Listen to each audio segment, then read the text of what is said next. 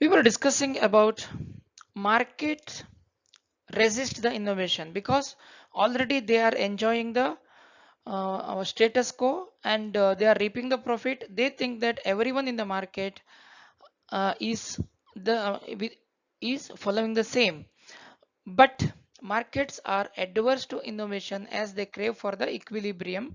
Equilibrium is a situation where every player in the market believes that he or she is making the best possible choices and that every other player is also doing the same. That is why it is reaching the equilibrium state.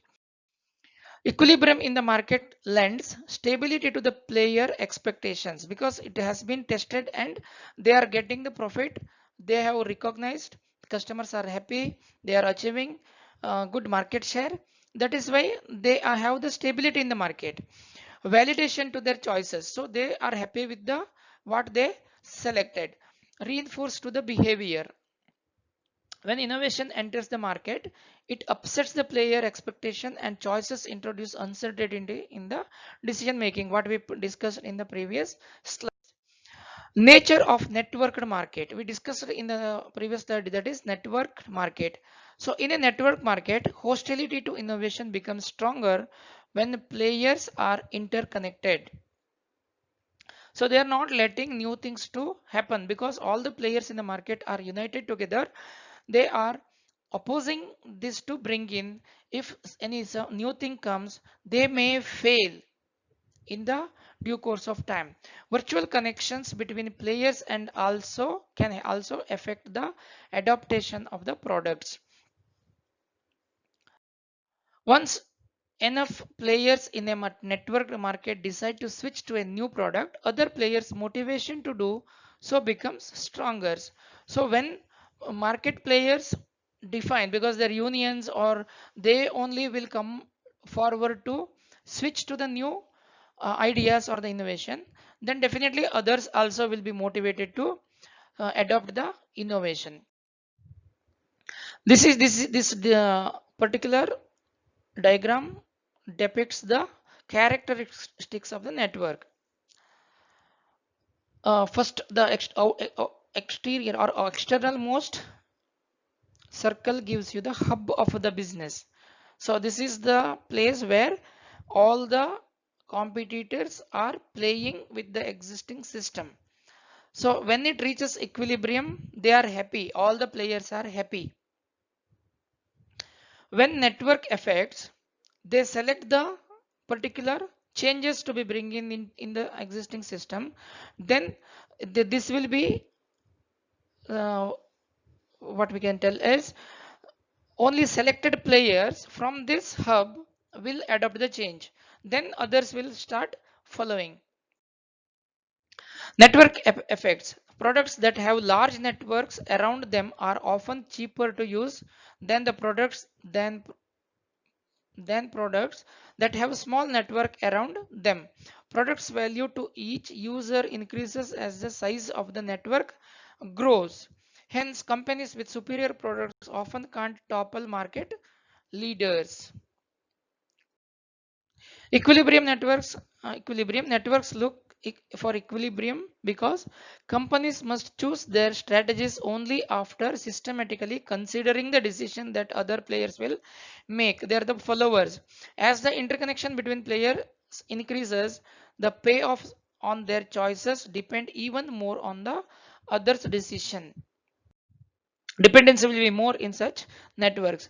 Network hubs. As the network becomes bigger, the interconnections between the players tend to cluster around just a few, also known as network hubs. So in the previous diagram, the most external circle explained that power distribution within the networks is mostly concentrated in the hubs because of the efficiencies that come with that concentration. By tapping the most powerful parties in a network, innovators can reach virtually everyone in the network. Small world phenomenon. So innovators should target the market players rather than market followers. These players can bring in the changes in the existing system so that others also will start following the market leaders. Challenges of innovations. They have to unravel the equilibrium systematically. They have to create a new equilibrium where many players have adopted the innovation and believe they are better off because of it. So this is mutually going. Starting, they feel that there is no need of change. We are enjoying the equilibrium. Equilibrium is nothing but all the companies which are playing in the market won't accept the change because of innovation. So when they have to create a new equilibrium where many players have adopted, when the hub of the business follows the new thing or the innovation, definitely they will be feeling better so that they are reaping the profit more. Framework for entering the networked market. So begin at the end game, complement the power players, offer incentives, preserve flexibility. So in the you are able to see the triangle here. So for the in the base there is preserve flexibility. You have to offer some incentives. In this stage you are finding the lesser player in the market, complement the power players. So in the third level you are finding the lesser companies compared to the previous step. Begin the game, begin at the game or start with the change. This will be adopted by smaller companies. That is why we are drawing the triangle. Wider is preserve flexibility. So from here select some companies and offer them incentives. From them some are motivated to adopt the changes, some are not ready to accept the incentives. So here again some are filtered out. Again you are complementing the powers players.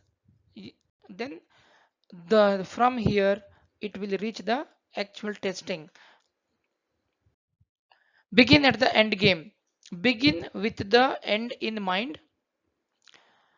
Think several steps ahead and work back from the end game wanted. Innovator should implement only those strategies that maximize its chances of getting to its desired end game. The end game is plausible but speculative guess. So these are the four stages we have to start with and how we are able to convince the companies to adopt the changes. Complement the power players. Complement, sorry, not complement. Complement the power players. In this stage, to get the desired end game, the innovator has to change the behaviors of many players in the market. So innovator has to influence the market leaders. The network hubs can help propagate an innovation's benefits because of their ties with many other players. A few power players can help this happen. That is what in the previous triangular shaped we found that starting from the flexibility to the end game there will be only few power players will be remaining and they will be adopting the changes. Then this will propagate in the hubs. Offer coordinated switching incentives. Players need to be convinced that their best choices ought to be different because choices of other participants have changed. Maintain flexibility. Every potential endgame is based on its expectations about events that will happen or on the behavior of the other players which create uncertainty. Here flexibility is essential in the plans. Think equilibrium. Imagine the future while reasoning back. Complement powerful players while creating a change. Offer incentives and remain flexible at all times. Innovators should be flexible to make them convinced so that the player can change the system. Individual behavior for a student, the way he solves a problem during exams, he always feels it to be the right way, and his friends are also using the same technique. It is his imagination. What happens if someone tells him a new method of solving a problem? Will he accept that? or he will stick on to his own method of solving that what he feels is right. This is question mark. If he able to identify the new method what is being taught or introduced is better than what he already known, then he will switch to the new method. The student is comfortable with his method of solving the problem because he already known that, and the steps also he was practiced, and he is even in sleep also he is able to solve the problem with this method. He has validated this method, he has confidence in it. Yes, if I follow this, definitely I will reach the solution. The new method would make him move away from his comfort zone because he created a comfort zone. He does not want to come out from this comfort zone, right? This creates a problem, it creates the resistance to change, so he is not willing to accept the new method. Challenge to the innovator: understanding why he is comfortable with the old method, because he is already tested it and he felt it is comfortable and it is easy, and he has more confidence that no other best method can replace this method what he is already aware and using.